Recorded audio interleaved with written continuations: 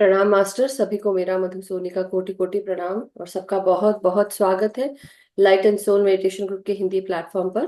सभी का बहुत बहुत शुक्रिया, आभार जुड़ने के लिए और एक दूसरे के साथ आगे बढ़कर हम सब ध्यान और ज्ञान की यात्रा पूरी करने के लिए आप सबका बहुत बहुत धन्यवाद, आभार। इसी तरह आगे हमारे साथ जुड़े रहें और हम सब आगे बढ़ते रहें, यही मैं प्रार्थना करती हूँ। आइए हाथ जोड़कर सबसे पहले सभी गुरुजनों को प्रणाम करें, आभार प्रकट करें और प्रार्थना करते हुए हम आगे बढ़ेंगे।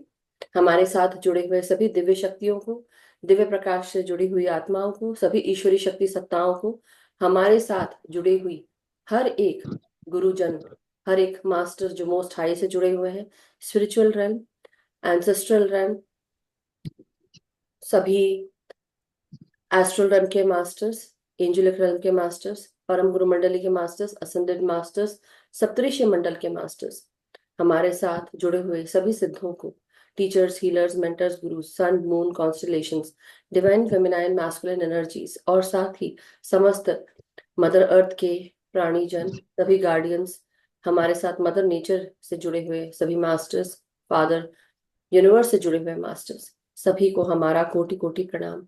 हमारे ग्रेट ग्रैंड मास्टर पितामह ब्रह्म ऋषि पत्री जी, महाअवतार बाबा जी को कोटि कोटि प्रणाम।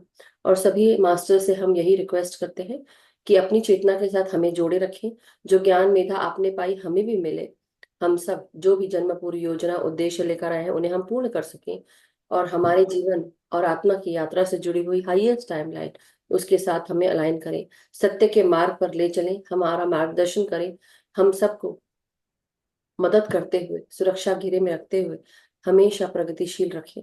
हम यही कामना करते हैं कि हम एकत्व में आकर सभी को ध्यान और ज्ञान दे सकें। Thank you so much masters, सभी ध्यानियों का, इस ग्रुप के सभी मेडिटेटर्स का, सभी लोगों को बहुत बहुत प्रणाम और आभार। Thank you masters.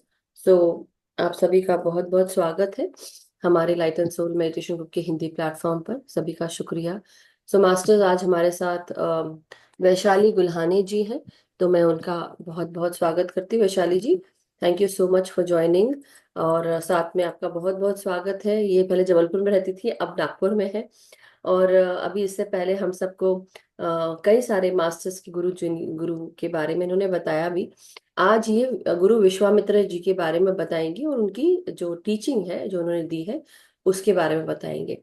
So masters, हम सब अभी सबसे पहले वैशाली जी से आज हम गुरु उपदेश ज्ञान संहिता के इस मंच के साथ, यानी कि लाइट एंड सोल में अभी जो प्रोग्राम चल रहे हैं उसमें गुरु उपदेश ज्ञान संहिता, इसके तहत हम सभी गुरुजनों के बारे में जानते हैं, उनकी शिक्षाओं के बारे में जानते हैं और उसके अलावा लैंड ऑफ गॉड्स का स्वाध्याय चल रहा है जो हर मंगलवार गुरुवार को चल रहा है और गुरु उपदेश ज्ञान संहिता सोमवार और बुधवार को अभी हाल फिलहाल। सो मास्टर्स, जैसा भी हम सब बढ़ते जा रहे हैं, जिस तरह से हम अच्छे से आगे बढ़ रहे हैं और यही कामना करते हैं कि आप सब भी, जिनको भी गुरुजनों के बारे में या ऐसी कोई, कई बार होता है ना कि हमें मन में आता है कि हमें इनके बारे में बोलना है या बार बार आ रहे हैं वो गुरु जी, तो आप प्लीज उन गुरुओं के बारे में या सिद्धों के बारे में जिनकी टीचिंग्स हैं, देखिए हम यहाँ पे गुरुओं के बारे में बात करें तो आप लोग प्लीज कोशिश करिए, जिनको भी बोलने का मन करता है, तो ये एक ऐसा मंच है गुरु उपदेश का जहाँ पर आप सब गुरुओं के उपदेश और उनके साथ जो उनका जुड़ा हुआ ज्ञान है उसकी जो नदियां हैं वो हमेशा बहती रहे, इसके लिए ये हमने सीरीज शुरू की है। और बहुत सारे गुरु हैं मास्टर्स, हम जितना भी बताते जाएंगे कम पड़ेगा। सो आइए अब हम वैशाली जी से आगे बढ़ के सुनेंगे। सो वैशाली जी, हम सब आज गुरु विश्वामित्र के बारे में जानने वाले हैं, राइट जी? ओवर टू यू, बहुत बहुत स्वागत है, थैंक यू सो मच। नमस्कार। मैं अपने सभी गुरु मंडल को नमस्कार करती हूँ और अपना स्वाध्याय शुरू करती हूँ। भारतवर्ष में ऋषियों और संतों की सुदीर्घ महान परंपरा है। उनके तप, ज्ञान और कर्म के बल पर ही सनातन भारतीय संस्कृति की धारा सतत प्रवाहमान है। उनकी उपलब्धियां केवल अध्यात्म तक सीमित नहीं है, परंतु सांसारिक लोगों को जीवन मार्ग भी दिखाती है। हमारे नए स्तंभ के माध्यम से ऋषि परंपरा का सहप्रकाश जिंदगी के पाठकों के जीवन को नियमित रूप से आलोकित करेगा।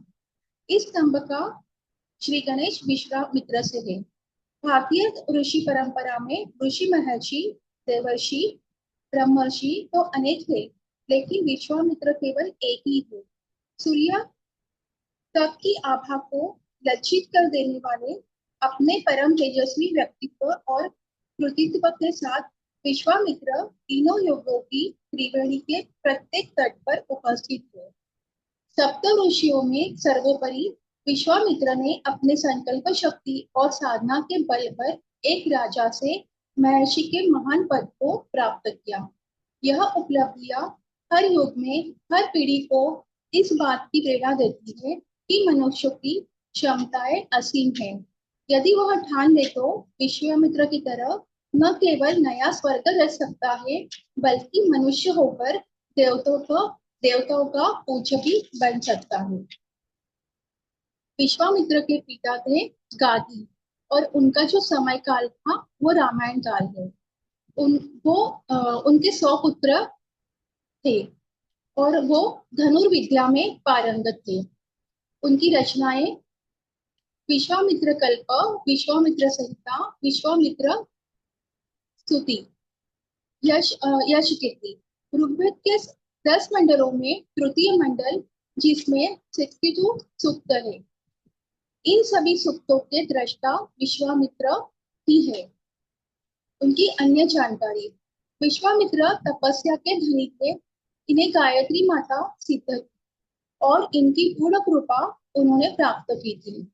नवीन सृष्टि तथा त्रिशंकु को सशरीर स्वर्ग आदि भेजने और ब्रह्मर्षि पद प्राप्त करने से जैसे असंभव कार्य विश्वामित्र ने किए हैं। विश्वामित्र गादी के पुत्र है। पौराणिक ग्रंथ, धर्म ग्रंथ और हिंदू धार्मिक मान्यताओं के अनुसार यह माना जाता है कि उन्होंने कई वर्ष तक सफलतापूर्वक राज्य किया था। विश्वामित्र अपने समय के वीर और ख्याति प्राप्त राजाओं में गिने जाते थे। लंबे समय तक राज्य करने के बाद वे पृथ्वी की परिक्रमा के लिए निकले। पुरुषार्थ, सच्ची लगन, उद्यम और तप की गरिमा के रूप में महर्षि विश्वामित्र के समान शायद ही कोई हो। उन्होंने अपने पुरुषार्थ से, अपनी तपस्या के बल से क्षत्रियत्व से ब्रह्मत्व प्राप्त किया। राजा राजर्षि से ब्रह्मर्षि बने, देवता और ऋषियों के लिए उच्च बन गए। विश्वामित्र को सप्तर्षियों में अन्यतम स्थान प्राप्त हुआ था। अपनी तपस्या के बल और योग से वे सभी के लिए वंदनीय भी बन गए थे। रामचंद्र और विश्वामित्र। श्री विश्वामित्र जी को भगवान श्री राम का दूसरा गुरु होने का सौभाग्य प्राप्त हुआ। ये दंडकारण्य में यज्ञ कर रहे थे। रावण के द्वारा वहां नियुक्त ताड़का, सुबाहु और मारीच जैसे राक्षस इनके यज्ञ में बार बार विघ्न उपस्थित कर देते थे। विश्वामित्र जी ने अपने तपोबल से जाना था कि परम ब्रह्म श्री राम का अवतार अयोध्या में हो गया है। फिर ये अपनी यज्ञ रक्षा के लिए श्री राम को महाराज दशरथ से मांग ले आए। विश्वामित्र के यज्ञ की रक्षा हुई। इन्होंने भगवान श्री राम को अपनी विद्याएं प्रदान की और उनका मिथिला में श्री सीता जी से विवाह संपन्न कराया। महर्षि विश्वामित्र आजीवन पुरुषार्थ और तपस्या के मूर्तिमान प्रतीक रहे। सप्त ऋषि मंडल में ये आज भी विद्यमान है। क्षत्रियत्व से ब्रह्मत्व।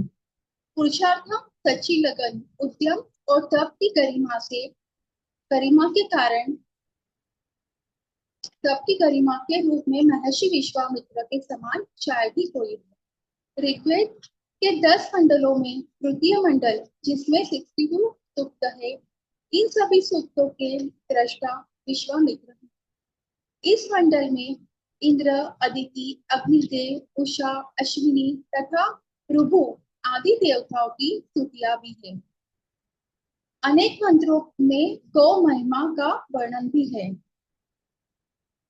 वैसे तो वेद की महिमा अनंत ही है, किंतु महर्षि विश्वामित्र जी के द्वारा यह तृतीय मंडल विशेष महत्व का है, क्योंकि इसमें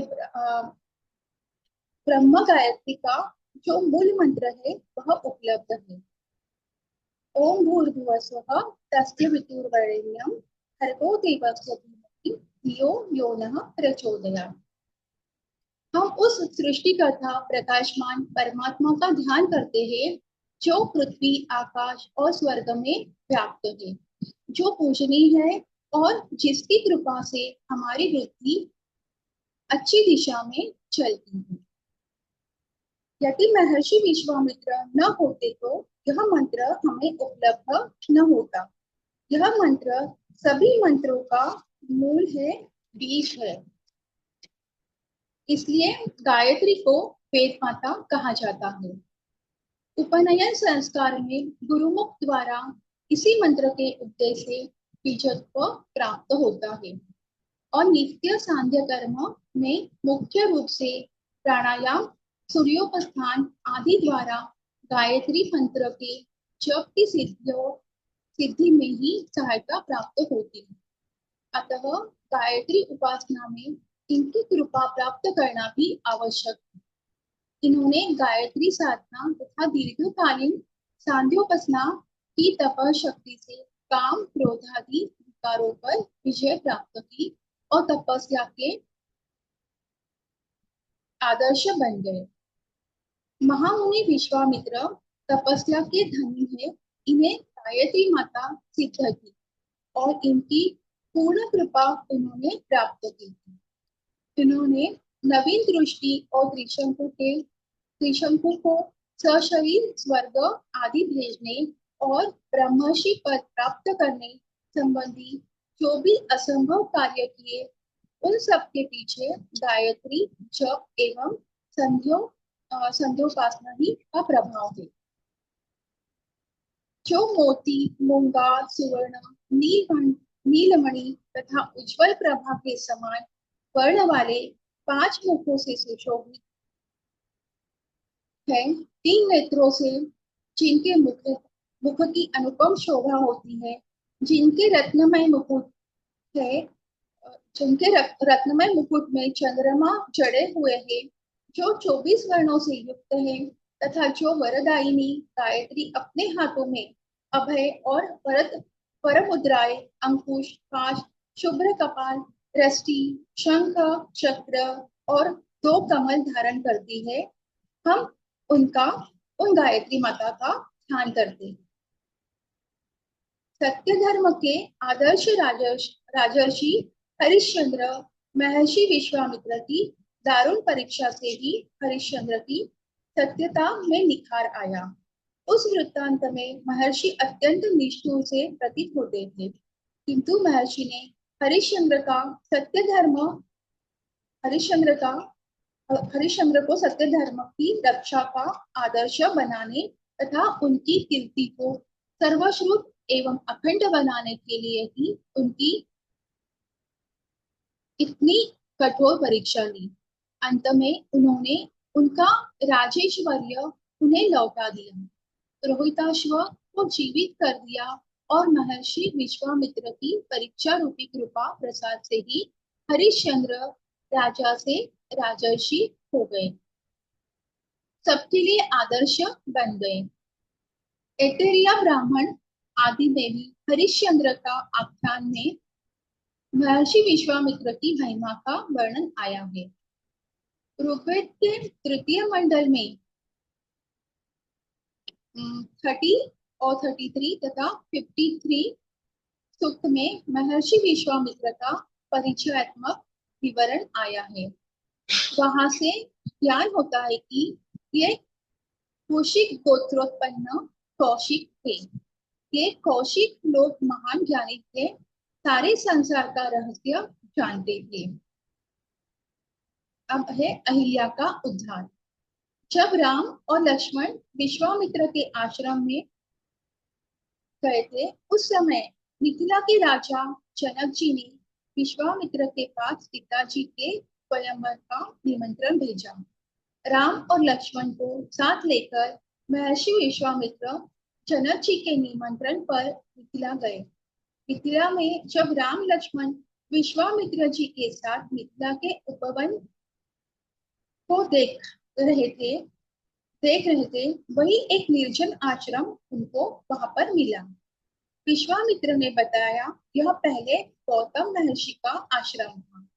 महर्षि गौतम ने इंद्र द्वारा किए गए छल से कुपित होकर अपनी पत्नी अहिल्या को पत्थर बन जाने का शाप दिया और कहा, जब प्रभु श्री राम इस वन में प्रवेश करेंगे तभी उनके स्पर्श से तुम्हारा उद्धार होगा। और वो हिमालय में चले गए। इतना बताने के बाद विश्वामित्र जी ने राम से कहा, इस आश्रम में प्रवेश करो और अहिल्या का उद्धार करो। श्री राम के आश्रम में प्रवेश करते ही अहिल्या पत्थर से नारी के रूप में प्रकट। ऋषि विश्वामित्र की जीवनी के बारे में रामायण में उल्लेख मिलता है। ऋषि विश्वामित्र जन्म से क्षत्रिय और कर्म से ब्राह्मण थे। कार्तिक महीने की शुक्ल पक्ष तृतीया को ऋषि विश्वामित्र जयंती मनाई जाती है। पौराणिक ग्रंथ के अनुसार ऋषि विश्वामित्र कुश वंश राजा दादी के पुत्र थे। ऋषि विश्वामित्र का नाम राजा कौशिक था। एक बार राजा कौशिक जंगल में शिकार करने गए और मुनि वशिष्ठ से मिले। ऋषि वशिष्ठ ने अपनी कामधेनु गाय की सहायता से राजा कौशिक का प्रेम पूर्वक आदर सत्कार किया। इससे प्रभावित होकर राजा कौशिक ने ऋषि वशिष्ठ से उनकी कामधेनु गाय मांग ली, लेकिन ऋषि वशिष्ठ ने गाय देने से मना कर दिया। गाय देने से इनकार करने के बाद राजा कौशिक ने ऋषि वशिष्ठ से युद्ध किया, लेकिन वो हार गए। इससे राजा कौशिक को ये समझ आया कि ऋषि वशिष्ठ का तपोबल और दिव्य ज्ञान राजा के सैनिक और उनके अस्त्र शस्त्र के बल से अधिक है। इसके बाद राजा कौशिक ने ब्रह्मचर्य धर्म का पालन किया। राजा कौशिक ने भगवान शिव की कठोर तपस्या की। शिवजी राजा की तपस्या से प्रसन्न हुए। उनके कई सारे दिव्य अस्त्र वरदान उनको दे दिए। इसके बाद राजा कौशिक पुनः युद्ध करने के लिए पहुंच गए, परंतु महर्षि वशिष्ठ ने ब्रह्मास्त्र का प्रयोग किया। इससे सृष्टि पर संकट पैदा हो गया। सभी देवताओं ने महर्षि वशिष्ठ से मानव कल्याण के लिए ब्रह्मास्त्र वापस लेने का आग्रह किया। तब वशिष्ठ का क्रोध शांत हुआ। कहा जाता है कि अपनी सेना तथा पुत्रों के नष्ट हो जाने से विश्वामित्र बड़े दुखी हुए थे। अपने बचे हुए पुत्र को राज सिंहासन सौंप कर वे तपस्या करने के लिए हिमालय की कंदराओं में चले गए। कठोर तपस्या करके विश्वामित्र जी ने महादेव जी को प्रसन्न कर लिया और उनसे दिव्य शक्तियों के साथ संपूर्ण धनुर्विद्या के ज्ञान का वरदान प्राप्त कर लिया। विश्वामित्र पहले एक धर्मात्मा राजा अर्थात क्षत्रिय थे, जिन्होंने तपस्या के द्वारा ब्राह्मणत्व प्राप्त किया। उनके परदादा कुश प्रजापति के पुत्र थे। कुश के पुत्र कुशनाप और कुशनाप के पुत्र गादी नाम से विख्यात हुए। विश्वामित्र इन्हीं गादी की संतान थी। है विश्वामित्र की तपस्थली। कन्नौज के पास गंगा और काली नदी के किनारे बसे अड़गापुर गांव में महर्षि विश्वामित्र की तपस्थली थी। कहा जाता है कि राक्षसों के अड़गा लगाने के कारण इस गांव का नाम अड़गापुर हो गया।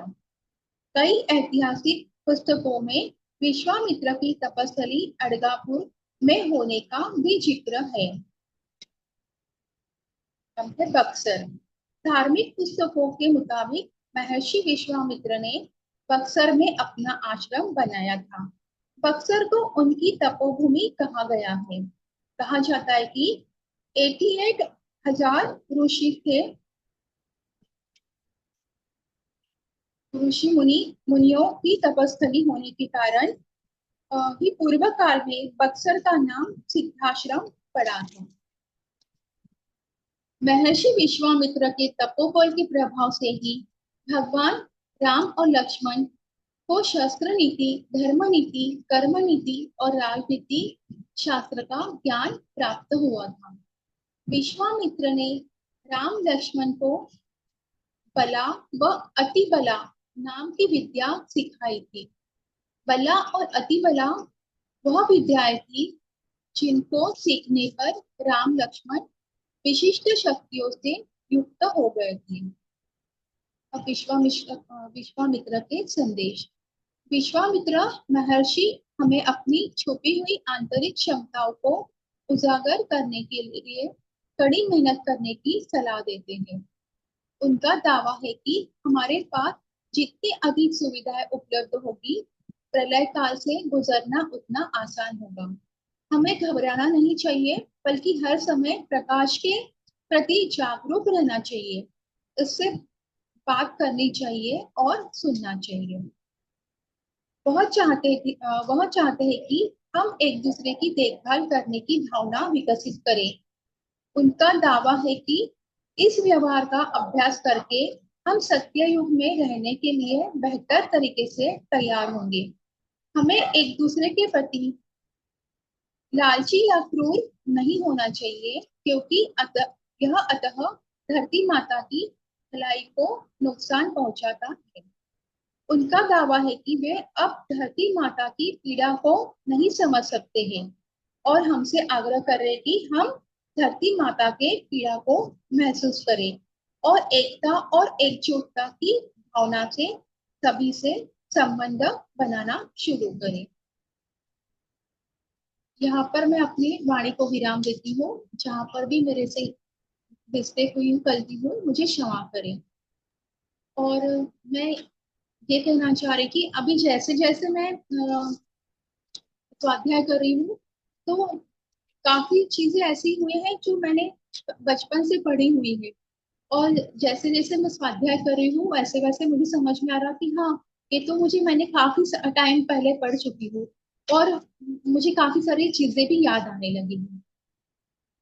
धन्यवाद। Thank you Vaishali ji. बहुत बहुत धन्यवाद आपका। बहुत अच्छे से आपने स्वाध्याय किया। Thank you so much. Masters, किसी का कोई प्रश्न या कोई शेयरिंग, अगर किसी को कुछ कहना है या पूछना है, बताना है, तो अभी समय है। 5-10 मिनट आप बात कर सकते हैं, फिर हम ध्यान में जाएंगे। तो वैशाली जी, आप ध्यान कराएंगे या पूजा जी कराएंगे? मैम, मैं नहीं करवाऊंगी आज ध्यान, आप करवा दीजिए। अच्छा, पूजा जी है, पूजा जी वो करेंगी। So but thank you so much Vaishali ji, बहुत बहुत शुक्रिया। So thank you ma'am. Vishwamitra, या विश्वामित्र जी की जो कहानी है, बहुत ही यू नो इससे हमें ये समझ में आता है कि उन्होंने तप के तप के बल से उन्होंने जो जितने भी हमारे सुर थे, राइट, जिसे हम बोल सकते हैं ना, सुर असुर बोलते हैं, तो सुर यानी देवतागण, उनको उनकी भी गद्दी हिला दी। बिकॉज उनके तप में उन्होंने सबसे पहले क्या कहा कि मैं बिना सांस लेकर और बिना खाना खाए मैं तप कर रहा हूँ। उन्होंने इतना तप किया कि इंद्र कांप गया, और इंद्र ने वो उनकी जो तप की इंटेंसिटी है उससे घबरा गया कि अगर इसने इस ऋषि मुनि ने अगर ये ध्यान कर लिया तो ये हमारी गद्दी को ये हर लेगा। और इस तरह से उन्होंने विश्वामित्र को अपने तप से डिगाने के लिए उन्होंने मेनका को भेजा। तो कुछ समय तक तो मेनका और विश्वामित्र इस प्रकार रहे, और उनकी एक बच्ची हुई जिसका नाम था शकुंतला, जिसको हम सब शकुंतला के नाम से जानते हैं। तो जब विश्वामित्र को अपने तप के बल से और बहुत सारे समय के बाद, जब रहने के बाद, उनको ये रियलाइज हुआ कि वो अपना तप छोड़कर मेनका के साथ रह रहे हैं, क्योंकि वो ये इंद्र का जाल था। तब विश्वामित्र ने मेनका को छोड़ दिया, और मेनका को भी समझ में आ गया, तो मेनका भी चली गई हेवन, मतलब स्वर्ग चली गई वापस। और तब उन्होंने ये समझ गई कि वो अपने लड़की को अपने पति के पास नहीं छोड़ सकती हैं, क्योंकि वो उनका ध्यान नहीं रख पाएंगे, और वो खुद भी नहीं कर पाएंगी। तो इसलिए उन्होंने कण्व ऋषि के वहां पर एक आश्रम में, मालिनी रिवर, हिमालय के पास, मालिनी नदी के पास उन्होंने शकुंतला को छोड़ दिया। तो वहां पे उनका वो पली बढ़ी। सो कहानी तो शकुंतला की सभी जानते हैं। स्टिल मैं यही बताऊंगी कि मास्टर्स जो आज वैशाली जी ने बताया उसको भी ध्यान से सुनिएगा दोबारा। सो बहुत बहुत शुक्रिया Vaishali ji, thank you so much. और गायत्री मंत्र के भी रचयिता विश्वामित्र गुरु थे, और ऋग्वेद से भी जो तीसरा मंडल है उन्होंने काफी इसका वर्णन है उसमें, उसके बारे में, और उन्होंने उनके द्वारा ही रचित किया गया है। एनीबडी, किसी को कुछ कहना है? मेरे को ऐसा क्यों लग रहा है तृप्ता जी बहुत ध्यान से आज देख रही है। Tripta ji, let me take you. So unmute yourself, अगर आपको कुछ कहने का मन हो तो आप जरूर बताएं। नमस्कार। बहुत अच्छा, नमस्कार सबको, बहुत बहुत प्यार। बड़े दिनों बाद मैं ज्वाइन कर रही हूँ। यस। बहुत कुछ चल रहा है। अभी हम जयपुर में है, मेरी डॉटर इन लॉ, मेरा ग्रैंडसन और मेरा बेटा आए हुए हैं, तो हम लोग हॉलीडेज पे हैं। तो उससे नवीन जी ने बोला था मुझे भी ये सब करने के लिए, तो मैंने बोला कि भाई अभी तो मैं बिल्कुल फुर्सत ही नहीं है, सोच ही नहीं सकती हूँ। दैट्स बट हो ओके। सकता है कि 1-2 महीने बाद जब सेटल हो जाएगा सब कुछ, बिल्कुल देन बिल्कुल बिल्कुल, आपसे आई विल आई हाँ, विल डू दैट। नहीं, इसके लिए मैंने आपको अनम्यूट नहीं किया था। मैंने सोचा कि आपको विश्वामित्र जी के बारे में सब कुछ बोलना होगा, इसलिए। नहीं, वो तो सब कुछ आपने बता दिया, बाकी वैशाली जी ने बता दिया, जो रही कसर थी वो आपने पूरी कर दी। बाकी हाँ, वही, मेरे को भी वही चीजें मालूम है जो आप लोगों ने बताई हैं, इसके अलावा तो और कुछ ज्यादा मैं नहीं जानती हूँ। बिल्कुल और बिल्कुल। बाकी हम लोग बहुत लकी हैं कि सारे गुरुओं का ज्ञान हमें मिल रहा है। तो देखिए मेरा नंबर कब लगता है, आएगा नहीं, मेरा बिल्कुल नंबर लगेगा। भी। मैं तो सिर्फ यही ठीक है, बोलूंगी कि आप लोग नंबर देके रख दीजिए, डेट्स देके रख दीजिए, तो ऑटोमेटिकली जब वो डेट आएगी आप लोग उसके पहले अपने आप खुद ही प्रिपेयर कर लोगे।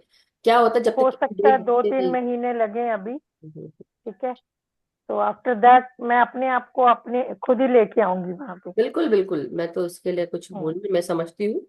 सो और यहाँ पे एक और चीज जो बताई गई है कि विश्वामित्र जी की स्टोरी में तो बहुत सारे ऐसे उतार चढ़ाव है, लेकिन फिर भी ये भी है कि उन्होंने एक स्वर्ग बनाया था जिसका नाम था त्रिशंकु। तो त्रिशंकु एक ऐसा इंसान था जो चाह रहा था कि उसको अपने भौतिक शरीर के साथ उसको स्वर्ग में जाने के लिए प्रवेश मिले। तो सभी जो स्वर्ग के वहाँ, मतलब मना कर दिया गया था, तब फिर विश्वामित्र ने त्रिशंकु को ही स्वर्ग बना दिया। सो एनी हाउ, बहुत सारी और भी कहानी है, डिटेल में तो बाद में हम और पढ़ेंगे। मगर थैंक यू वैशाली जी, बहुत बहुत शुक्रिया। सो अब हम अगर किसी का कोई प्रश्न, कोई शेयरिंग नहीं है, so let's go into meditation masters. Pooja ji, आपको अगर कुछ कहना है, बताना है, प्लीज लेट अस नो। मैं नहीं, एक ही जैसे वैशाली मास्टर ने बोला एंड में कि उन्हें वो रिलेशन, वो स्टोरीज पहले भी सुनी है लेकिन अभी वो डिफरेंटली उनको फील हो रही है। तो ये चेंज हमें ट्रांसफॉर्मेशन लेके आता है जब आप स्वाध्याय भी करने लगते हो, आप बात करने लगते हो, स्पीकर बन जाते हो, क्योंकि आप बहुत ध्यान से उसको सुन रहे हो और उसका डिफरेंट मीनिंग आपको समझ में आ रहा है जो इस समय के लिए आपको इम्पोर्टेंट है। सो मैं सबको इनकरेज करूंगी, आप प्लीज अगर आप रेडी है तो आप स्पीकर बन जाइए, आप एक प्रेजेंटर बन जाइए, यहाँ पे स्वाध्याय लीजिए। किसी भी प्लेटफॉर्म पे ले सकते हैं लेकिन यहाँ पे भी ले सकते हैं। अगर करोगे तो वो चेंज आप में आएगा और शायद कितने सारे चक्रास में ब्लॉकेजेस वो निकल जाएगा। बिल्कुल करेक्ट, सही बात है। अब जब हम लोग अभी किस दिन हम बात कर रहे थे, आई थिंक अभिमन्यु जी ने क्लास ली थी, हम मेरू पर्वत की बात कर रहे थे, समुद्र मंथन की बात कर रहे थे, और चक्रों की बात कर रहे थे। तो उसमें भी मेरे को तब ये एकदम से अचानक से आया, ये मेरू पर्वत, मेरू दंड है हमारा, और ये मेरू पर्वत हमारे हर एक चक्र के साथ समुद्र मंथन, हमारे इमोशंस का मंथन होता है। हर एक चक्र में वो जो रस्सा खींचते हैं वो क्या है, ठीक है। सरपेंट एनर्जी, यानी कि हमारी जो कुंडलिनी शक्ति है वो हर एक चक्र में जाती है, गोल गोल घुमाती है, एक्टिवेट करती है। जैसे बोलते हैं ना कि कोई भी साफ सफाई करनी है, चक्र घुमाया जाता है, जैसे वॉशिंग मशीन में होता है, गोल गोल घुमा के उसको साफ करते हैं। उसी प्रकार ये मेरु पर्वत हमारे मेरुदंड के साथ जुड़ा हुआ है, और सर्पेंट एनर्जी हमारी कुंडलिनी शक्ति है, यानी कि जो शेष नाग है वो हमारी कुंडलिनी एनर्जी है। और हर एक चक्र के साथ वो ये रस्साकसी होती है, और उसकी जब खींचतान होती है तो उसमें से जो द्रव्य निकलता है, जो पॉइजन निकलता है, पॉइजन क्या है, वो नकारात्मकता है, लोअर वाइब्रेशनल एनर्जीज है, टॉक्सिसिटी है, और ये निकलती है। तो वही कहा जाता है कि उसको फिर से अपने आप को इफेक्ट मत होने दो, शिव के जैसे यहाँ पे धारण कर लो, और शक्ति अपने पावर से, कंट्रोल से, मुंह से अपशब्द ना निकालो। जो कुछ आपको फील हो रहा है, हमको लगता है कि उसको बाहर उगलेंगे तो हम दूसरों को भी विष देंगे, अंदर डालेंगे तो हमें तकलीफ होगी। तो उसको सिर्फ यहाँ पर इस तरह से कि आपको उसको ठीक कर लेना, शक्ति ऑलरेडी उसको ट्रांसम्यूट कर देती है। तो जब हम गले की बात करते हैं, गले की बात पे आते हैं, तो हम मेरे को ये लगता है कि जब हम अपने गले से कोई भी शब्द निकालते हैं तो हमारे गले में इतनी पावर होती है, सरस्वती माँ विराजमान होती है वहां पर, और हमारे पास ये शक्ति हमको सिद्धि देती है कि तुम जो भी बोलो अच्छा बोलो। कुछ भी अगर आप बोलना चाहते हो तो अच्छा बोलो, और कुछ अगर नकारात्मक भी हो रही है तो आप उसको ट्रांसम्यूट कर दो। जैसे कि सपोज कोई नेगेटिव एनर्जी सेंड करता है, तो कोई नेगेटिव एनर्जी सेंड कर रहा है तो आप ऐसा इंटेंशन डाल सकते हैं अपने वचनों से कि कोई भी, जो भी मेरे चारों तरफ मौजूद है, मेरी तरफ आने वाली हर एक ऊर्जा ट्रांसम्यूट हो जाए सक्सेस में, पॉजिटिविटी में, मेरे सपोर्ट में, अप्रिशिएशन में, रिस्पेक्ट में। मेरे लिए हर कुछ अच्छा हो, कोई भी नेगेटिव एनर्जी जो मेरी तरफ आ रही है वो ट्रांसलेट हो जाए पॉजिटिविटी में, मिराकुलस एनर्जी में। ये तो आप कर ही सकते हैं ना। और मेरी हर एक सोच जो नकारात्मक है वो ट्रांसमिट हो जाए सकारात्मकता में। तो अब मैंने क्या कहा, मेरी हर सोच अगर जो भी नकारात्मक है तो हम उसको ओन करते हैं, राइट। हम ओन कर रहे हैं, तो हम ओन करने के बजाय उसको हम ये बोले कि मेरे भीतर अगर कोई भी, अगर ऐसी कोई नकारात्मक ऊर्जा है या बच गई है, वो भी ट्रांसमिट हो जाए सकारात्मक और मिराकुलस एनर्जीज में। तो ये हम सबको ध्यान रखना है मास्टर्स, कि हम सब ये एनर्जीज को हम इनवाइट करें बार बार। इसलिए मैं ये बोल रही थी कि चलो, all okay Pooja ji, I think. Ma'am मुझे बोलना है। हाँ हाँ बोलिए। मैम एक टाइम ऐसा था कि मुझे ऐसा लगता था कि जैसे मेरा सब्जेक्ट मेन संस्कृत है, तो मुझे लगता था कि संस्कृत ने मुझे कुछ नहीं दिया है। मैंने ऐसा बोल भी दिया था कि संस्कृत ने मुझे कुछ नहीं दिया है। लेकिन आज मैं जब देखती हूँ कि हाँ, मैं एक एक गुरु का देख रही हूँ, तो मेरे संस्कृत से जुड़े ही मेरा सब निकल रहा है बाहर। और जब मैं वो हो रहा है। पढ़ती हूँ तो मुझे समझ में आता है कि मैं ये सब पढ़ चुकी हूँ। ये सब मेरे को सब कुछ पहले से पता है, क्योंकि अब शादी को 28 साल हो चुके हैं। तो मुझे तो लगता है ये तो हर चीज में पढ़ चुकी है, सारी चीजें मुझे पता है। ओके। और अब वो सब बाहर निकल रहा है, हम एक के बाद एक। मैं समझ गई।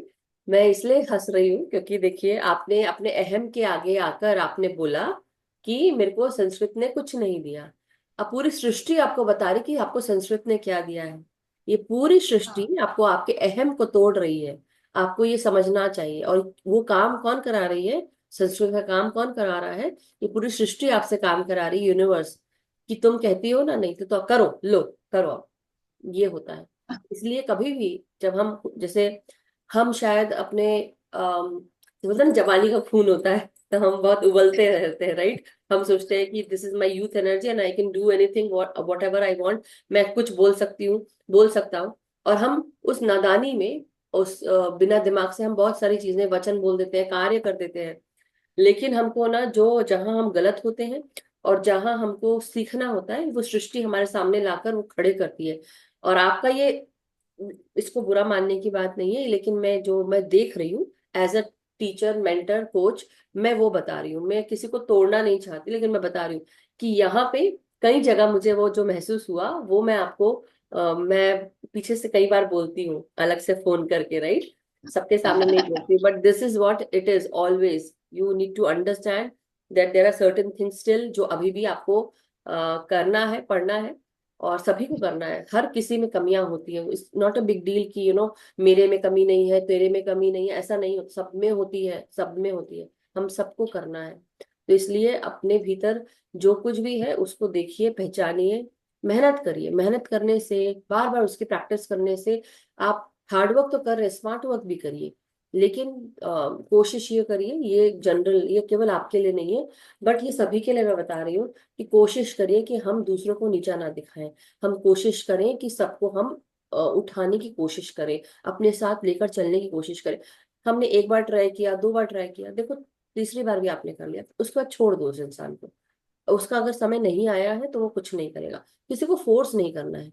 मैंने ध्यान मार्ग में देखा है, मैं 2 मिनट और ले लूंगी और उसके बाद फिर मैं पूजा जी को देती हूँ। मैंने ये ध्यान मार्ग में बहुत सारे लोगों को देखा है, खासकर सीनियर मास्टर्स को भी देखा है। बहुत सारे सीनियर मास्टर्स, हर किसी को नहीं, बट कई लोगों को देखा है कि वो सीनियोरिटी के बेसिस पे भी वो सोचते हैं कि हम सीनियर हैं।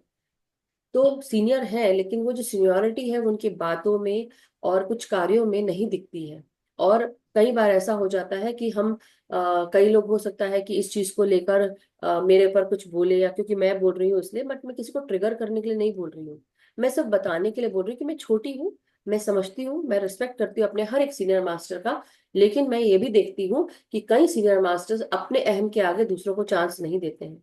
अपने अहम के आगे वो सिर्फ ये सोचते हैं कि उनको मेंशन किया जाए, उनको होस्ट किया जाए, और उनके साथ बहुत सारी ऐसी चीजें होती है जो उनको खराब लगता है। ऐसा नहीं, ऐसा होना चाहिए, वैसा नहीं, वैसा होना चाहिए।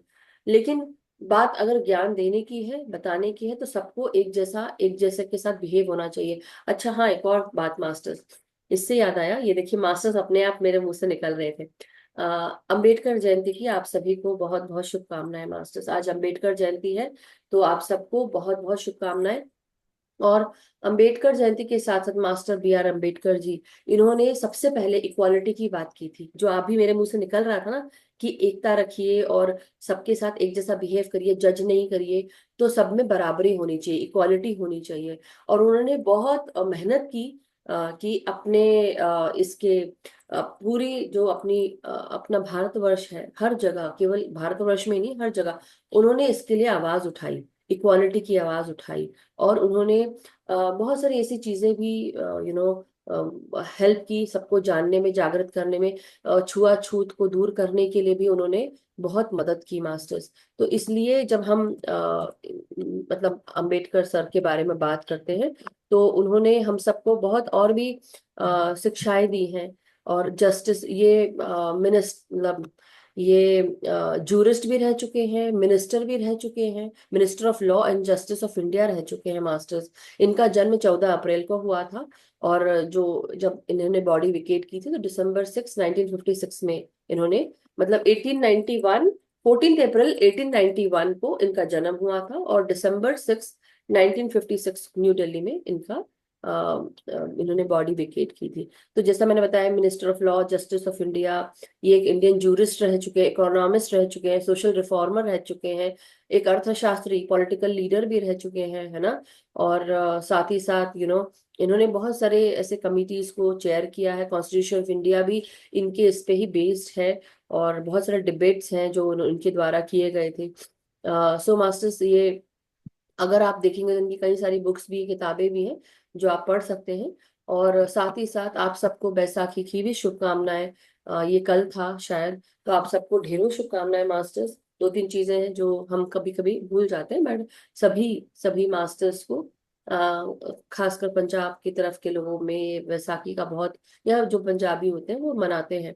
तो वो भी यही है कि नए साल की शुरुआत करते हैं। विक्रम संवत 2082 चल रहा है अभी। सो विक्रम संवत के अनुसार, राइट, हम अपने, और भी जो होता है हमारी, आई थिंक पोंगल होता है कि क्या होता है, तब हम लोग उगादी और ये सब, उस समय हम लोग नया वर्ष करते हैं, राइट ना पूजा जी? गुड़ी पड़वा, गुड़ी पाड़वा उगादी। और ये सब। So any how masters, thank you थोड़ा मुझे सुनने के लिए, बताने के लिए, क्योंकि हम सबको B.R. अम्बेडकर जी के जो टीचिंग्स हैं, उन टीचिंग्स को आप लोग जरूर ध्यान रखिए। और ये जो सीनियोरिटी की मैं बात कर रही थी, इसको भी देखना बहुत जरूरी है। कि देखिए, मैं यहाँ कोशिश कर रही हूँ कि सबको यहाँ चांस मिले, लेकिन अपॉर्चुनिटी आपके दरवाजे पे नॉक करती है, लेकिन लेना नहीं लेना वो आपके ऊपर है। ये हमारे ऊपर नहीं। क्या होता है, आपके रास्ते पर, आपके सामने, जब आप जिस दिन इंटेंशन डाल देते हो ना कि मुझे ये सीखना है यार, ये मुझे ये नहीं आता, मुझे करना है, यहाँ मैं कमजोर हूँ, मुझे सीखना है, जब आप सोचते हो ना मुझे सीखना है, मुझे बदलना है, उस दिन ना यूनिवर्स आपके सामने बहुत रास्ते खोल देगा। लेकिन जब आप तैयार ही नहीं हो, बोल ही नहीं रहे हो, बैठे हो चुपचाप से, तो क्या होगा?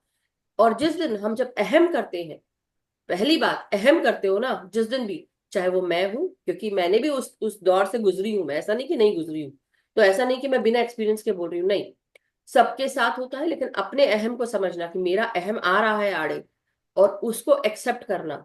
उसमें अपने इसमें विश्वामित्र जी भी अगर देखें तो इनका भी अहम था कहीं ना कहीं, गुरूर था कि मैं ऐसा, उनको तोड़ने के लिए इंद्र आया। तो वही बात है कि मेनका आ गई और वो पूरी एक सृष्टि रच गई, रियलिटी क्या क्रिएट हुई, सोचो, उनकी पुत्री का जन्म भी हो गया। त्यागना बहुत मुश्किल है, लेकिन मास्टर्स यही हमको समझाते हैं कि अपने इस फिजिकल रियलिटी को, रिस्पॉन्सिबिलिटीज को वहन करना है, छोड़ना नहीं है, क्योंकि उसमें लर्निंग है। इसलिए हम लोग, हमारे सोचो हमारे साथ जो ना निगला जाए ना उगला जाए, जो हमारे कार्मिक से, जो हमारे घर के लोगों के रूप में होते हैं, चाहे वो हमारे हस्बैंड हो, वाइफ्स हो, बच्चे हों, या सास ससुर हो, भाई बहन हो, माँ बाप हो, whoever इट इज, या ऐसे लोग जो हमारे साथ काम करते हो, तो वो हमारे अहम को तोड़ने आते हैं। और कई बार ऐसा होता है कि शायद जरूर नहीं कि कोई हमारा ही तोड़ रहा है, हो सकता है हमारे कारण किसी और का टूट जाए, ये भी होता है। सो ये हंसने वाली बात नहीं, बट ये होता है मास्टर। सो सीखना सिखाना एक दूसरे का चलता रहेगा, लेकिन समझ के आगे बढ़ना है, और अपने अहम को एक्सेप्ट करो कि हाँ मेरे अंदर ये कमी है, खामी है, चलो इसको मेरे को दूर करना है। Thank you. Tripta ji please go ahead, आप कुछ शायद कहना चाहते थे। मुझे ये कहना है कि पंजाब में बैसाखी एक तो फसल आती है हाँ। अप्रैल में, इस वजह से मनाई जाती है। और सबसे बड़ा कारण ये है कि इस दिन गुरु गोविंद सिंह जी ने 5 प्यारों को सजाया और उन्होंने सिखिज्म का शुरुआत की थी, स्थापना हुई थी सिखिज्म की। तो 5 प्यारे उन्होंने एक एक टेंट में उनको बुलाते जाते थे। तो जितने भी कास्ट के, मतलब उसमें 5 तरह के कास्ट के लोग थे, एग्जैक्टली अभी मुझे उतना याद नहीं है। उनको बोला कि कौन है मेरे 5 प्यारे, कौन उठ के आ सकते हैं जो पंच मुझे प्यारे। अपना तन मन धन सब कुछ दे दे। हम्म। तो उन्होंने ये बोला था, सिर तर तली गली मोरी आओ। तो सिर को अपने तली पे, हाथ पे रख के लेके आओ। तो वो लोग फिर एक उन्होंने टेंट बनाया हुआ था, वहां पे अंदर टेंट में जाके उनको वो सबको अमृत छिकाया था उन्होंने। हम्म। ओ। ठीक है। हाँ। और वहां पे अंदर टेंट के अंदर वो लोग जो बाहर भीड़ थी, वो लोग देख रहे थे कि ब्लड बाहर आ रहा है, तो उनको ये लग रहा था कि वो उनको उनके जो शीश हाँ। को उतार रहे हैं। तो फिर भी लोग आ ही रहे थे, 5 लोग उन्होंने चुने उनमें से। और उन्होंने भी इक्वालिटी का हमें सबको संदेश दिया कि जो हाँ। भी सिख है, सिख का मतलब है शिष्य, शिष्य से बना है सिख। तो वो उन्होंने उस दिन सिख पंथ की स्थापना, खालसा पंथ की स्थापना की थी। एक्चुअली खालसा है, मुझे मुझे ये भी लगता है कि खालसा है जो सिख, प्योर है एकदम। हाँ हाँ, सिख का मतलब होता है शिक्षा, शिक्षा की बात है। हाँ, सिख, सिख का मतलब शिष्य, हाँ, शिष्य। शिष्य। हाँ। ठीक है। तो उन्होंने खालसा पंथ की स्थापना की थी उस दिन। उन्होंने भी इक्वालिटी का वो दिया था। और अभी वो जो लोग हैं उनमें बलजीत जी ज्यादा अच्छे से बता सकती हैं उसके पूरा हम्म। इतिहास जो है। ये एक हाँ। मेजर कारण है पंजाब में बड़े जोर शोर से विसाखी का ये यस। मनाने का। हाँ, ये ना तो बस खत्री, यही बताना था। हाँ खत्री नाम से थे जो, वो जो शॉपकीपर्स होते हैं उनको खत्री कहा जाता है। फार्मर्स होते क्षत्रिय, हैं उनको नो, हाँ, जो छठ। जो खत्री हैं वो हैं वॉरियर्स, हाँ। क्षत्रिय। और वो जो वैश्य हैं वो हैं जो बिजनेसमैन। हाँ नहीं, वही बता रही थी मैं, वो बताने जा रही हूँ कि जो 5 आप बोल रहे थे ना कास्ट, वो कौन कौन से थे, जो ऑक्यूपेशन, सबके अपने अपने काम थे और कौन कौन से बैकग्राउंड से आए थे। तो एक थे हाँ वैश्य जी, जो खत्री, जिनको खत्री कहा जाता है। एक थे फार्मर्स जिनको जट कहा जाता है। और जी जी। जो प्रिंट करने वाले टेलर थे तो उनको चिंबा कहा जाता है, छिंबा खींबा, लिखा है। हाँ, और जो खींबा। पानी पानी उठाने वाले थे, ये गूगल से पढ़ के बता रही हूँ तो इसलिए आप लोग को। मेहरा या मेहता कुछ ऐसा, नहीं हाँ। नहीं, कुम्हार और प्रजापति कहते थे जो पानी उठाने वाले थे, और जो बाल काटने वाले थे उनको नाई कहा जाता था। नाई, तो हाँ। ऐसे ऐसे कई सारे लोग हैं। और जैसे होता ना कि हाँ, ये एक खत्री और जट और छिंबा, टेलर के लिए कुम्हार, प्रजापति, छिंबा जो थे वो प्रिंटर टेलर ये सब थे।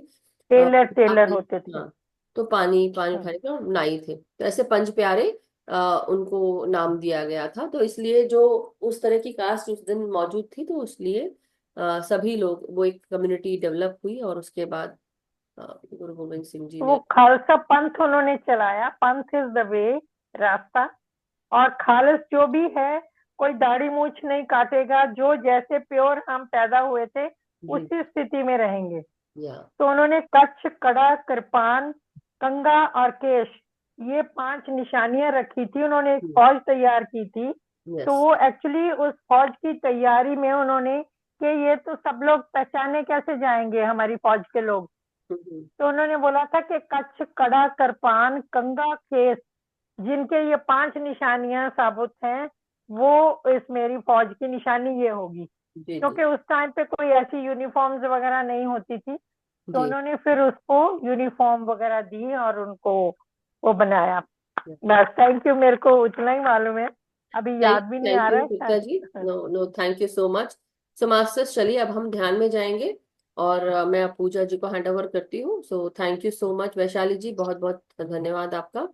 अब हम सब ध्यान में बैठेंगे masters. So take over Pooja ji, thank you so much. Music मैं म्यूजिक म्यूजिक आपको प्ले कर दे देते हैं। देती हूँ, मैं फॉरवर्ड करती लास्ट टाइम आपने दिया था। दिया था मैंने आपको। हाँ, हाँ, एक अगर है तो टीएमसी वो वाला का। चालू करो, जो भी है ना। हाँ।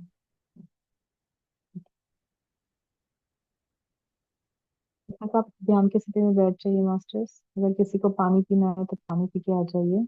और मुझे को होस्ट कर देना, मैं आपको होस्ट बना दूंगी। हाँ।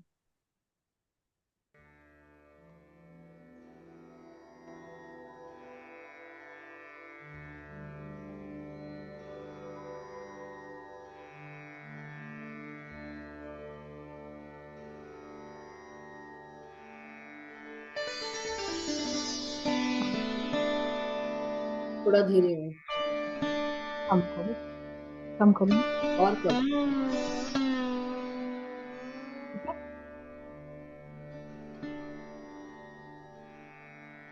तो कम।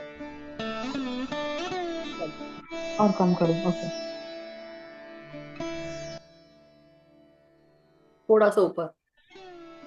हाँ बस। नहीं, और थोड़ा ऊपर, थोड़ा सा ऊपर। हाँ।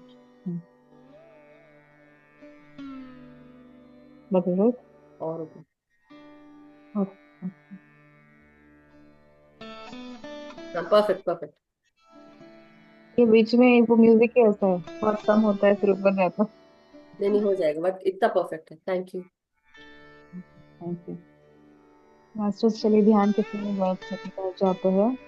और जैसे हमने आज डिस्कस किया कि हमारे चक्रास, हमारे इमोशंस, हमारे विचार, ये सारे कैसे अलाइंड होने चाहिए, तो हमारे विचारों पे, इमोशंस पे और चक्रास पे काम करते हैं, लेकिन म्यूजिक मेडिटेशन के साथ। तो पूरा ध्यान श्वासों पे। दोनों पैरों को क्रॉस कीजिए, फिंगर्स को इंटरलॉक कीजिए, आंखों को धीरे धीरे शांतता से बंद कीजिए। अपनी रीढ़ की हड्डी एकदम स्ट्रेट रखिए और धीरे धीरे अपने पूरे शरीर को रिलैक्स करते जाएं।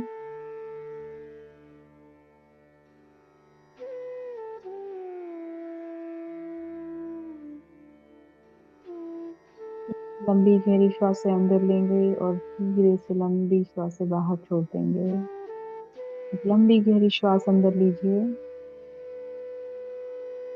और धीरे धीरे श्वास बाहर छोड़ दें। फिर से एक बार एक लंबी गहरी श्वास अंदर लें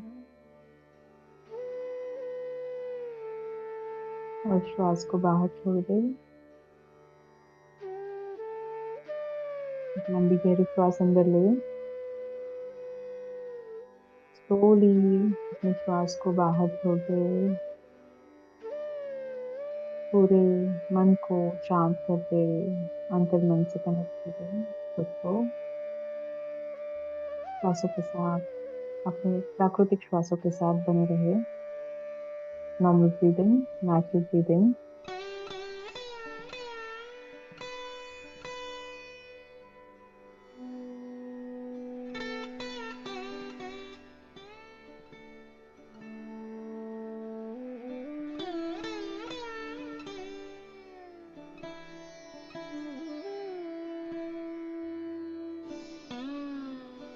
हम सारे एक एस्ट्रल गोल्डन पिरामिड में बैठे हैं। ये विशाल एस्ट्रल गोल्डन पिरामिड बहुत ही सुरक्षित है, आनंद से भरा हुआ है, प्रेम शांतता से भरा हुआ है।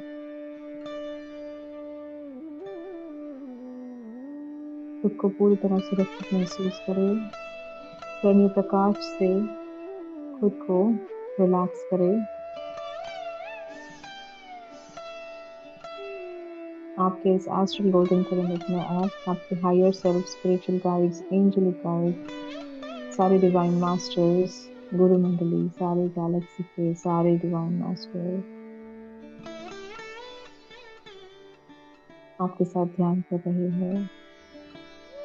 उनको आवाहन कीजिए, उनकी ऊर्जा को महसूस कीजिए। स्वर्णीय प्रकाश के साथ आपके साथ ध्यान करने के लिए आपके सामने में मौजूद है। उनकी उपस्थिति को महसूस करते हुए धन्यवाद करें।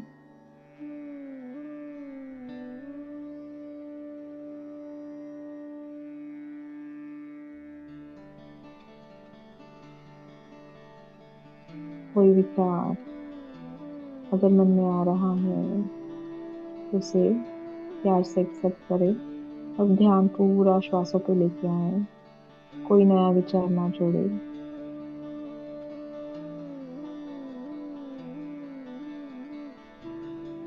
याद रखिए मास्टर्स, हम आत्म स्वरूप है, हम चिन्मयानंद आत्मा है, परमात्मा के अंश आत्मा है, लाइट वर्कर्स है, प्रकाश से जुड़े हुए हैं।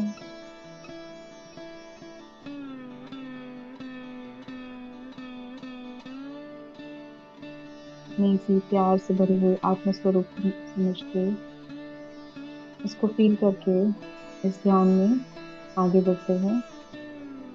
महसूस करें कि स्वर्णीय प्रकाश आपके खुद के पूरे शरीर को रिलैक्स कर रहा है, स्टार्टिंग फ्रॉम योर फोरहेड। अपने चेहरे को, अपने माथे को रिलैक्स महसूस करें।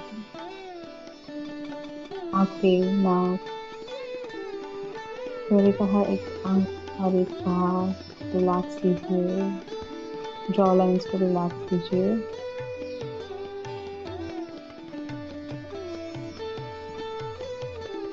कानों को भी रिलैक्स रखिए। आपका गला, गर्दन, आपके कंधे, दोनों हाथ, हथेलियों की उंगलियां, पूरे अपर बॉडी को रिलैक्स करें।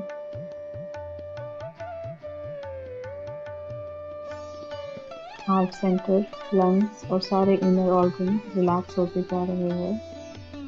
महसूस करें वो शांतता जो आपके मन में है, वो बढ़ती ही जा रही है। Inner peace, inner love, happiness, Joy, ये सब कुछ आपके ही अंदर है, उसे महसूस करें। इस प्यार की ऊर्जा को बढ़ाते जाएं।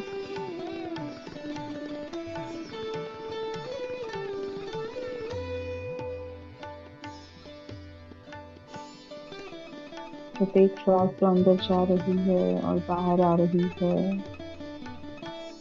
आपके अंदर जो भी इमोशनल ब्लॉकेजेस है, नकारात्मकता है, उसे रिलीज कर रही है, बाहर निकाल रही है। अब इन सारे नेगेटिव इमोशंस को, ब्लॉकेजेस को ट्रांसमिट कीजिए, ट्रांसफॉर्म कीजिए स्वर्णीय प्रकाश में। और खुद के अंदर ये स्वर्णीय प्रकाश जो प्यार, आनंद और शांतता से भरा हुआ है, उसे बढ़ाइए। पूरे शरीर में ये स्वर्ण प्रकाश बना रहा है। आपके स्टमक रीजन में जितने भी ऑर्गन्स है, रिप्रोडक्टिव ऑर्गन्स है, इन सभी को रिलैक्स करें।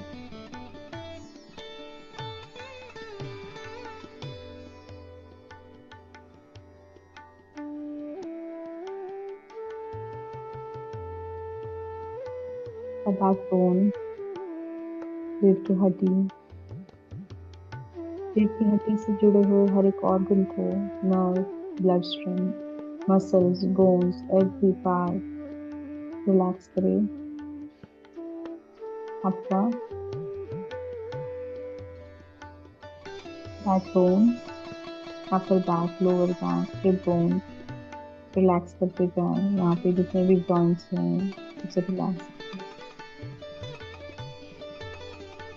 रीढ़ की हड्डी से आपके शरीर के दुख दुख के जो जड़े दिमाग में जहाँ पर बसे है उसे महसूस करें।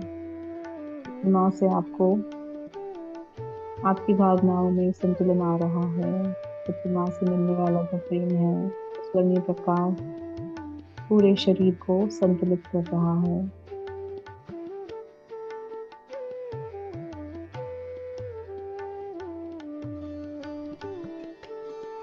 स्वर्णीय प्रकाश दोनों पैरों से बह रहा है। पैर के हर एक भाग को रिलैक्स करें, घुटने को, पैरों की उंगलियों को रिलैक्स करते जाएं। पूरी तरह से मन शांत, शरीर रिलैक्स। स्वर्ण प्रकाश से पूरा शरीर भर गया है, प्रफुल्लित हो गया है, ऊर्जान्वित हो गया है। अब श्वासों को पूरी ध्यान से महसूस करें। धीमे धीमे सांसें अंदर जा रही है और बाहर आ रही है। Every breath is pure, every breath is blessing for you.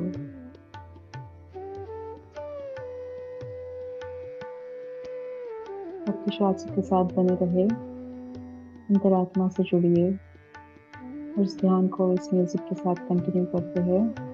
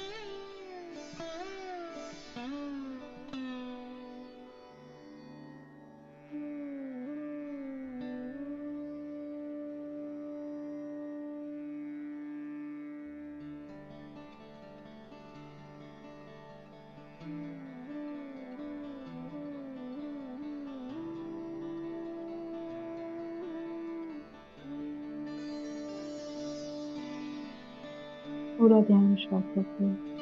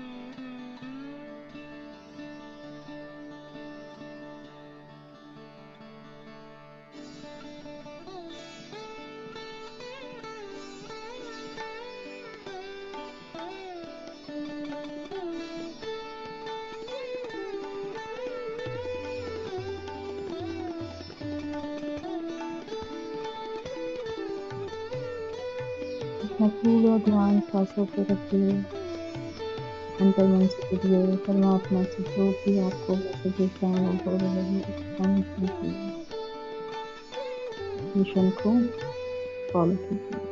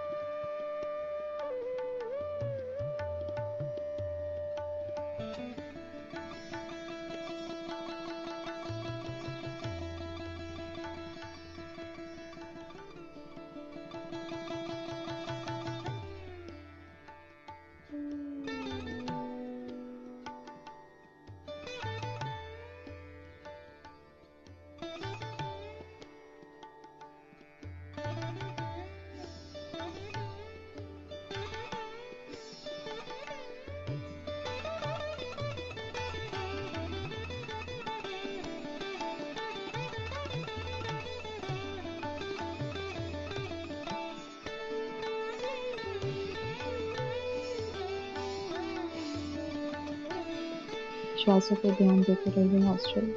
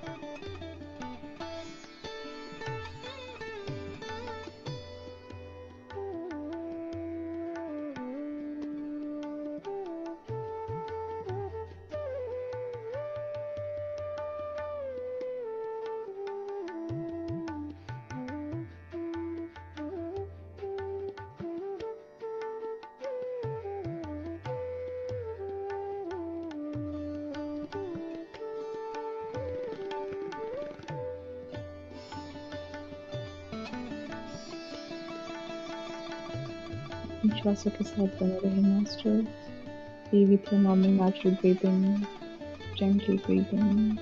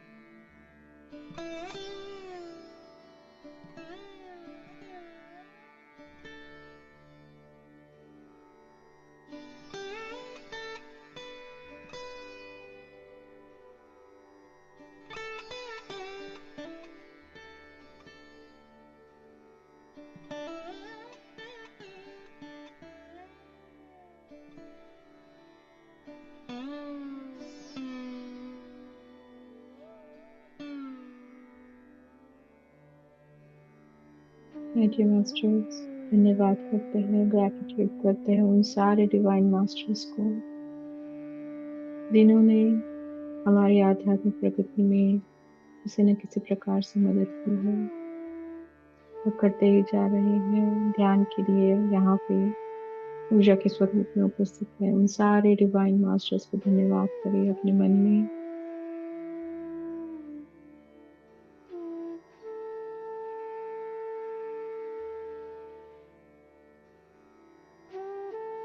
धन्यवाद कीजिए परिवार के हर एक सदस्य को। अपने माता पिता को धन्यवाद करें जिन्होंने आपको जन्म दिया, ये सुंदर जीवन दिया, अनुभव दिए, ज्ञान दिया, मार्गदर्शन किया।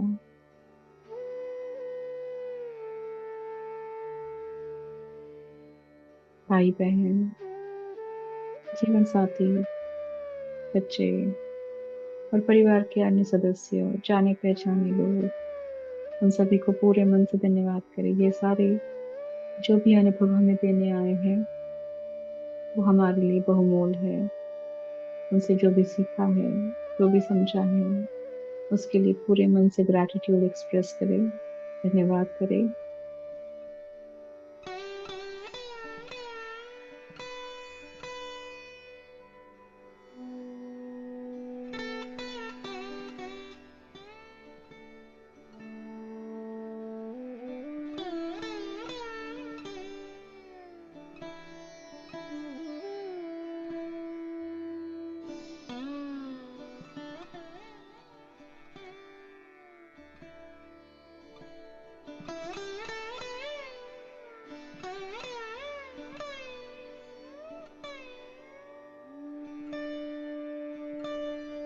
धन्यवाद करते हैं सारे गुरुओं को, मित्रों को, जो हमेशा हमारे डिसीजंस में हमारे साथ होते हैं, हमें मदद करते हैं, योग्य मार्ग दिखाने के लिए वो हमेशा तैयार है।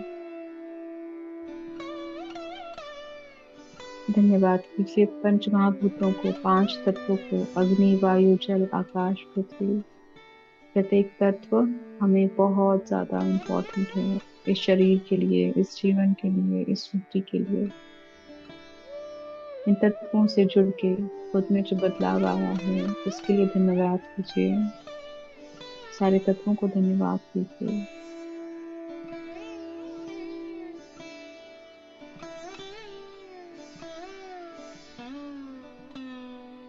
पृथ्वी तल पे जितने भी प्राणी, पक्षी, जंतु, पेड़ पौधे, मिनरल्स और जितने भी क्रिएशंस हैं उन सभी को कोटि कोटि नमन, बहुत ज्यादा धन्यवाद। ये भी हमारी प्रगति के लिए बहुत इम्पोर्टेंट है।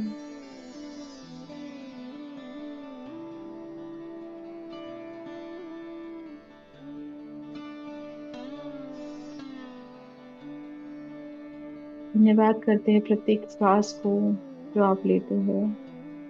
धन्यवाद करें आपके पूरे शरीर को, सिर से लेके पैरों की उंगलियों तक, शरीर के प्रत्येक अंग को, हिस्से को, भाग को, nervous system, immune system, bones, blood streams, जितने भी बॉडी पार्ट्स हैं उन सभी को कोटि कोटि नमन करें।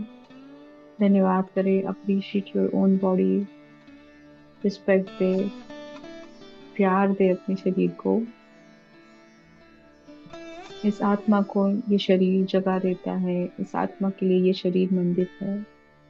और अपने शरीर को बहुत ज्यादा धन्यवाद दें, ग्रैटिट्यूड एक्सप्रेस करें।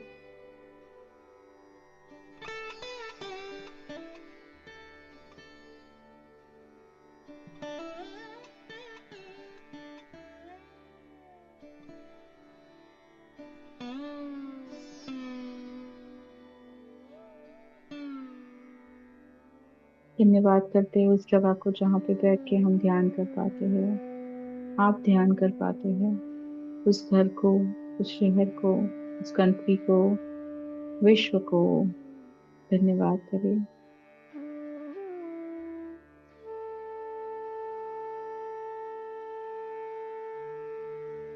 धन्यवाद करें समय को, घटनाओं को, इवेंट्स को, हर एक पल को जहाँ पे कुछ ना कुछ सीखा है, ज्ञान में उन्नति की है, आध्यात्मिक प्रगति में हम आगे बढ़ पाए हैं उन सारे सिचुएशंस की वजह से।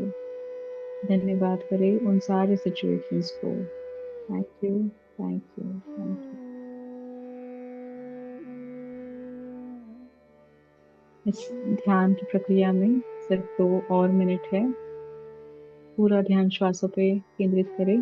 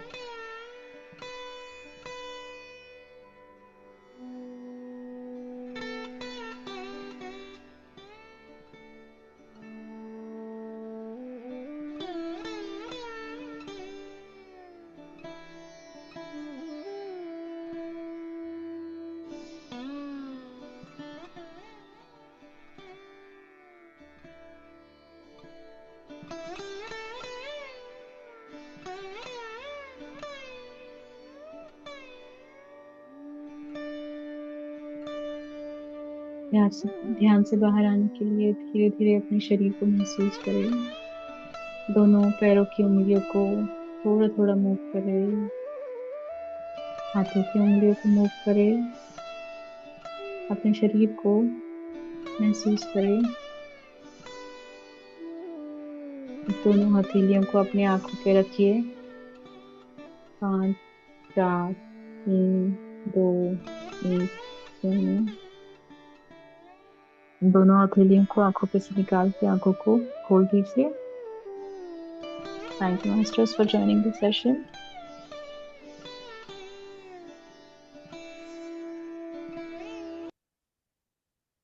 Thank you, Vaishali Master, for the wonderful wisdom. Thank you everyone for the join करने के लिए, यहाँ पे आपकी ऊर्जा को हमारे साथ यहाँ बांटने के लिए, हमारे साथ रहने के लिए थैंक यू सो मच।